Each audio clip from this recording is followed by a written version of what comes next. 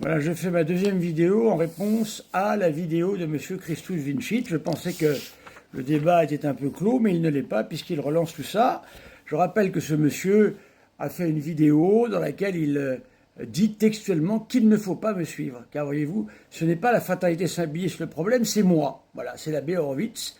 Pourquoi? Il faudrait encore qu'il s'en explique, car nous sommes, avec la fatalité Saint-Pédis, sans cesse avec des positionnements incompréhensibles. Voilà. Pourquoi ne faut-il pas me suivre? On ne sait pas. Pourquoi Benoît XVI semble un problème? On ne sait pas. Voilà, nous allons continuer de toutes les façons à écouter ce monsieur.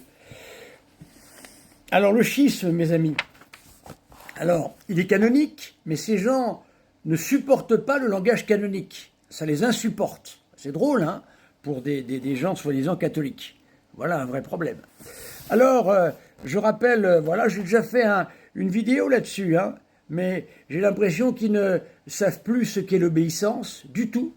Ils ne savent pas ce qu'est le fait de savoir, eh bien, se taire face à l'autorité légitime, même quand elle a tort. Elle peut avoir tort, l'autorité légitime, bien sûr, mais on doit se taire à ce moment-là. Et on doit agir en interne peut-être, mais certainement pas en désobéissance à l'Église de toujours. Parce que l'Église, elle n'est ni d'avant, ni de maintenant, ni d'après. Elle est de toujours, l'Église. C'est une institution fondée par notre Seigneur Jésus-Christ qui a du personnel. Et certes, le personnel peut varier, peut justement poser des actes illégitimes. Ce ne fut pas le cas ici de Pape, mais de son personnel à travers ce qu'il citera justement. Alors, qu'est-ce que le schisme? Eh bien, lorsque nous lisons saint Thomas d'Aquin, le schisme à proprement parler est ce par quoi on a l'intention de se séparer de l'unité de l'Église. Voilà.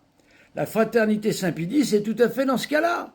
Ils sont de toutes les façons, je reprends les paroles d'un abbé qui me disait, la fraternité Saint-Pédis, ils sont psychologiquement schismatiques. Voilà. Ils sont dans ce positionnement et ils n'en sortent pas. Pour le moment, je ne sais pas ce qui va les en sortir, puisque je suis obligé de rappeler un certain nombre de choses. C'est que le pape Benoît XVI leur a tout donné pour entrer dans l'Église. C'est eux qui ont voulu faire cette démarche. Et maintenant, cette démarche, eh bien, ils l'ont largement piétinée. Elle n'a absolument pas abouti. J'ai fait une vidéo pour expliquer comment une revue du droit canonique a fait un article très intéressant sur la question eh bien, de la levée des excommunications qui ne sont absolument pas levées, puisque tout demeure. Voilà, ils n'ont absolument pas fait repentance, au moins verbale, du schisme. Non, ils sont dedans.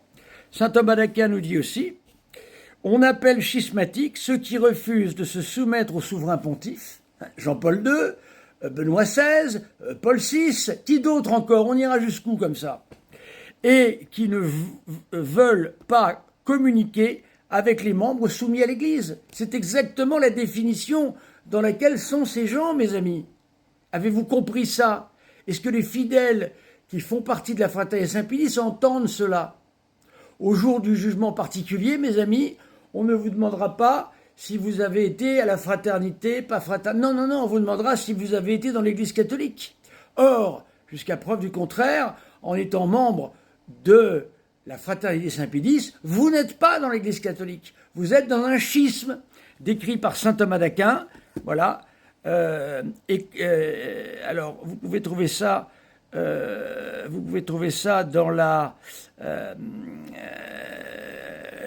alors, qu'est-ce que c'est? Secunda secunde, question 39, somme théologique, article 1er, corpus 77. Voilà. Donc, je répète, et vous allez voir que saint Thomas d'Aquin, c'est clair, net et précis, bien loin d'être ce que la soupe que essaye de nous vendre M. Christus Vincit, avec son ami l'abbé Jean-Michel Glaise, qu'il représente ici. Le schisme à proprement parler est ce par quoi on a l'intention de se séparer de l'unité de l'Église. C'est le cas de la fraternité Saint-Pédis. Ils ne sont pas dans l'unité de l'Église, absolument pas. Car même quand on a autorisé la messe Saint-Pie V, ça n'a rien changé chez eux. Voilà. Et deuxièmement, ici, c'est toujours la même question. Voilà. On appelle schismatique ceux qui refusent de se soumettre au souverain pontife, c'est eux, et qui ne veulent pas communiquer avec les membres soumis à l'Église. Ils ne veulent pas. Moi, je suis qualifié, mes chers amis, du nom peu flatteur, et même un nom redoutable pour mon sacerdoce. Je suis un prêtre conciliaire. Qu'est-ce que c'est? On ne sait pas. Que M. Christoun Vilchit nous explique. Voilà. Vous voyez ici, j'ai bien posé le fait que il y a des raisons objectives et canoniques et historiques de dire que ces gens sont schismatiques. C'est tout.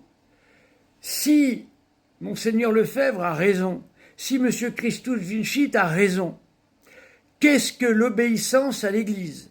Qu'est-ce que l'obéissance au souverain pontife? Je suis navré, j'ai la foi catholique.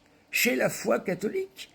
Je n'aurais pas quitté la synagogue pour autre chose que la continuité de la religion de toujours. Moi, ce qui compte, c'est pas la messe de toujours, c'est la religion de toujours. Et lorsque je lis, je l'ai déjà dit, mais je suis obligé de répéter, c'est toujours un peu les mêmes arguments, mais comment faire autrement? Lorsque je lis le catéchisme de l'Église catholique, je ne suis pas perdu.